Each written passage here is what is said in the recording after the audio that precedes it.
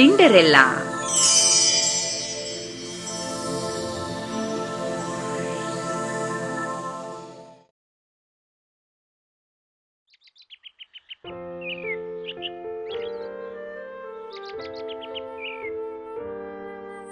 ಒಂದಾನೊಂದು ಕಾಲದಲ್ಲಿ ಎಲ್ಲಾ ಎಂಬ ಚಿಕ್ಕ ಹುಡುಗಿ ಇದ್ದಳು. ಅವಳು ಮಗುವಾಗಿದ್ದಾಗಲೇ ಅವಳ ತಾಯಿ ಸತ್ತು ಹೋಗಿದ್ದಳು. ಕೆಲವೇ ದಿನಗಳಲ್ಲಿ ಅವಳ ತಂದೆಯೂ ಸತ್ತು ಹೋದನು.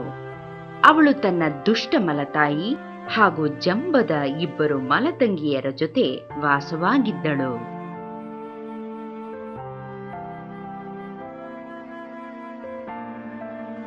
ಅವರು ಎಲ್ಲಾಳಿಂದ ಮನೆ ಕೆಲಸವನ್ನೆಲ್ಲ ಮಾಡಿಸುತ್ತಿದ್ದರು.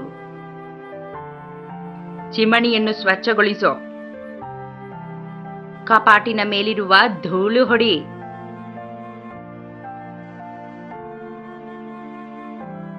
ನನ್ನ ಬಟ್ಟೆಗಳನ್ನು ಇಸ್ತ್ರಿ ಮಾಡು ಎಂದು ಕಿರುಚುತ್ತಿದ್ದರು.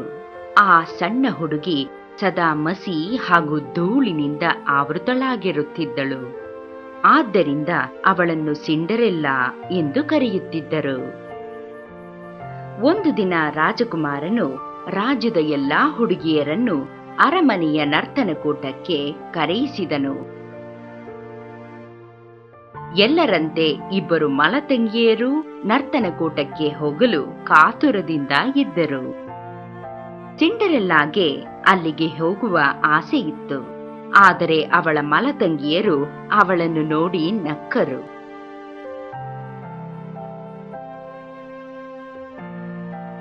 ಮನೆಯಲ್ಲೇ ಇದ್ದು ನೆಲ ಸಾರಿಸು ಎಂದು ಅವಳ ಮಲತಾಯಿ ಗದರಿದಳು. ನರ್ತನಕೂಟದ ದಿನ ಕೊನೆಗೂ ಬಂತು. ಮಲತಾಯಿ ಹಾಗೂ ಮಲತಂಗಿಯರು ಸಿಂಡರೆಲ್ಲಾಳನ್ನು ಮನೆಯಲ್ಲೇ ಬಿಟ್ಟು ಹೋದರು. ಅವಳಿಗೆ ಬೇಸರವಾಗಿ ಅಳಲು ಪ್ರಾರಂಭಿಸಿದಳು. ಇದ್ದಕ್ಕಿದ್ದಂತೆ ಅವಳಿಗೆ ಹೊಳೆಯುತ್ತಿರುವ ಬೆಳಕು ಕಾಣಿಸಿತು. ಕರುಣೆಯಿಂದ ತುಂಬಿದ ನಗುಮುಖದ ಹೆಂಗಸು ಮಾಯದಂಡ ಹಿಡಿದು ಅವಳ ಮುಂದೆ ನಿಂತಿದ್ದಳು. ನೀನು ಯಾರು ಎಂದು ಸಿಂಡರೆಲ್ಲಾ ಆಶ್ಚರ್ಯದಿಂದ ಕೇಳಿದಳು. ಆ ಹೆಂಗಸು, ನಾನು ನಿನ್ನ ಯಕ್ಷಿಣಿ ಮಾತೆ. ನಾನು ನರ್ತನಕೂಟಕ್ಕೆ ಹೋಗಲು ನಿನಗೆ ಸಹಾಯ ಮಾಡುತ್ತೇನೆ. ಈಗ ಅಳುವುದನ್ನು ನಿಲ್ಲಿಸು ಎಂದಳು. ಆದರೆ ನನ್ನ ಬಳಿ ತೊಡಲು ಏನೂ ಇಲ್ಲ. ನನಗೆ ನರ್ತನಕೂಟಕ್ಕೆ ಹೋಗಲು ಆಗುವುದಿಲ್ಲ ಎಂದು ಸಿಂಡರೆಲ್ಲಾ ಬಿಕ್ಕಿದಳು. ಫೇರಿ ನಕ್ಕಳು. ಅವಳು ಒಂದು ಕುಂಬಳಕಾಯಿಯನ್ನು ಮುಟ್ಟಿ ಅದನ್ನು ಒಂದು ವಿಶೇಷ ರಥವನ್ನಾಗಿ ಪರಿವರ್ತಿಸಿದಳು. ಅವಳು ತನ್ನ ಮಾಯದಂಡವನ್ನು ತಿರುಗಿಸಿ 6 ಇಲಿಗಳನ್ನು ಕುದುರೆಗಳನ್ನಾಗಿ ಮಾಡಿದಳು. ಮತ್ತೊಂದು ಇಲಿಯನ್ನು ಸಾರಥಿಯನ್ನಾಗಿ ಮಾಡಿದಳು.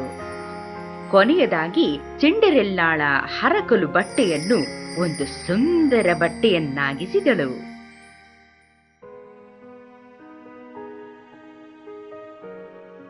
ಅಗೋ, ಈಗ ನೀನು ರಾಜಕುಮಾರಿಯಂತೆ ಕಾಣಿಸುತ್ತೀಯಾ ಎಂದು ಸಿಂಡರೆಲ್ಲಾಗೆ ಹೇಳಿದಳು. ಆದರೆ ನೆನಪಿರಲಿ, ನೀನು ರಾತ್ರಿ 12 ಗಂಟೆಯ ಒಳಗೆ ಮನೆಗೆ ಬರಬೇಕು. ಅದರ ನಂತರ ನನ್ನ ಮಾಯೆ ಕೆಲಸ ಮಾಡುವುದಿಲ್ಲ ಎಂದಳು.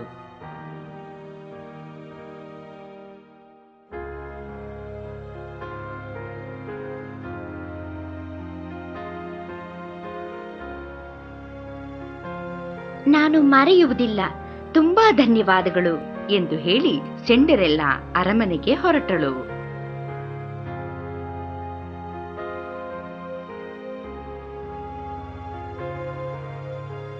ಸಿಂಡರೆಲ್ಲಾ ಆ ನರ್ತನಕೂಟದಲ್ಲಿದ್ದ ಅತ್ಯಂತ ಸುಂದರ ಹುಡುಗಿಯಾಗಿದ್ದಳು.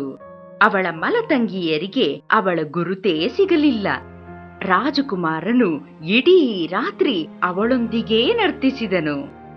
ಅದನ್ನು ಕಂಡ ಹುಡುಗಿಯರು ಅವಳ ಬಗ್ಗೆ ಹೊಟ್ಟೆ ಕಿಚ್ಚುಪಟ್ಟರು. ಸಿಂಡರೆಲ್ಲಾ ನರ್ತನಕೂಟದಲ್ಲಿ ಸಂತಸದಿಂದ ಕಾಲ ಕಳೆದಳು. ಆದರೆ ಗಡಿಯಾರ 12 ಗಂಟೆ ಹೊಡೆದಾಗ ಅವಳಿಗೆ ಯಕ್ಷಿಣಿಯ ಮಾತು ನೆನಪಾಯಿತು. ಅವಳು ಆತುರದಿಂದ ಅಲ್ಲಿಂದ ಓಡಿದಳು. ಅವಸರದಲ್ಲಿ ಅವಳು ತನ್ನ ಒಂದು ಗಾಜಿನ ಚಪ್ಪಲಿಯನ್ನು ಅರಮನೆಯ ಮೆಟ್ಟಿಲುಗಳಲ್ಲೇ ಬಿಟ್ಟಳು. ಈಗ ರಾಜಕುಮಾರನಿಗೆ ಅವಳ ಮೇಲೆ ಪ್ರೀತಿ ಹುಟ್ಟಿತು. ಅವಳನ್ನು ಹುಡುಕಬೇಕು ಎಂದುಕೊಂಡನು.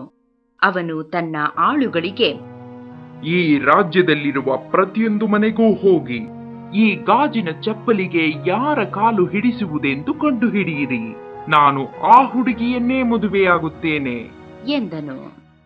ರಾಜಕುಮಾರನ ಆಳುಗಳು ಸಿಂಡೆರೆಲ್ಲಾಳ ಮನೆಗೆ ತಲುಪಿದರು.